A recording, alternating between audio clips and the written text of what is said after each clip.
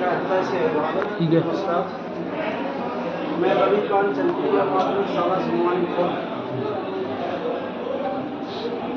और इस FLN कक्षा 3-4 की शिक्षा में हमें विषय वस्तु मिली थी राष्ट्रीय शिक्षा नीति 2020 के सिद्धांत और उद्देश्य। राष्ट्रीय शिक्षा नीति 2020 का मुख्य उद्देश्य है क्या? इसमें एक शब्द आता है समावेशी शिक्षा,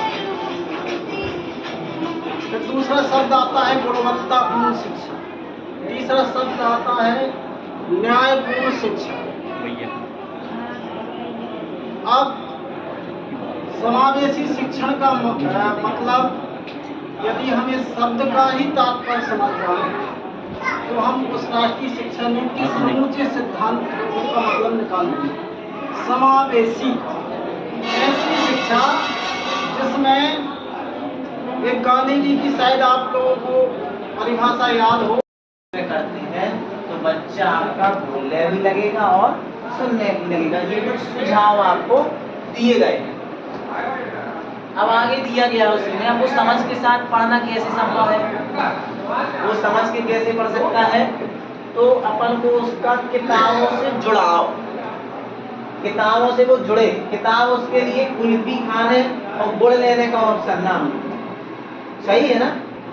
कहो साल पूरा ना हो तो फिर ये इफेक्टिव कम्युनिकेशन इन लैंग्वेज, फिर भाषा में उसकी अच्छी पकड़। मतलब अगर वो विद्यालय में विद्यार्थी आ रहा है तो वो बैठा हुआ है, कुछ नहीं बोल रहा है, तो भी क्या पढ़ पाएगा वो? तो उसकी भाषाई कौशल अच्छी हो, मतलब कि वो जिस भाषा को जानता है, अपनी वो क्षेत्रीय भाषा को जानता है, हमें उसे बिल्कुल उसी भाषा में बात करनी है। पहला है प्रारंभिक अपने पास जो बच्चे आते हैं वो बहुत छोटे छोटे रहते हैं। पहले तो अपना ये है कि जो बच्चे हैं उनकी देखभाल और सुरक्षा फिर अवधारणा समझकर जो मतलब जो भी पढ़ाया जा रहा है, जो भी बताया जाता है, कितना ध्यान देना। फिर है बस 2027 समावेशी वातावरण के रूप में सुनिश्चित करना।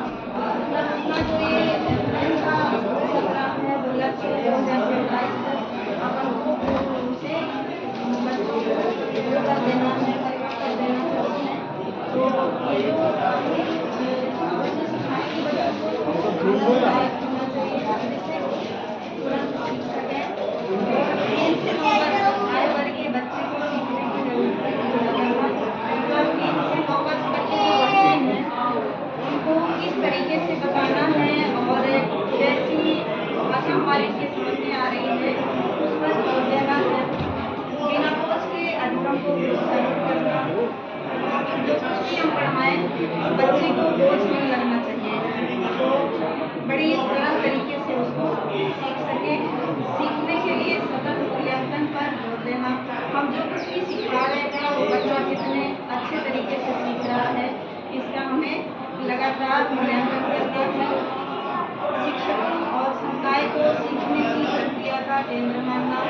शिक्षक और जो बच्चों का समूह है उसमें हमारा जो कार्य करने की जो हमारी में एक अलग से बड़ा सा कार्टून पहुंचा होगा जिसमें एकदम रंगीन, बच्चों के लिए आकर्षक, जिसमें उनका मन लगे, वो दस्तावेज भेजे गए होंगे। अगर आपको 2 अक्षर के भी शब्द उनको पढ़वाना है तो उनको देखने में पहले आनंद आना चाहिए कि अच्छा कलरफुल कागज है। तो आपने भी देखा होगा अगर कोई चमकदार चीज हमें मिले तो उससे पहले अपन उस पर ध्यान अपना लगा लेते हैं। तो आपने देखा होगा कि अपने स्कूल में कक्षा 1 से लेकर 5 तक के लिए व्यवस्थित बहुत सारा मटेरियल पहुंचा हुआ है। लगभग सभी के स्कूल में पहुंच चुका है ना।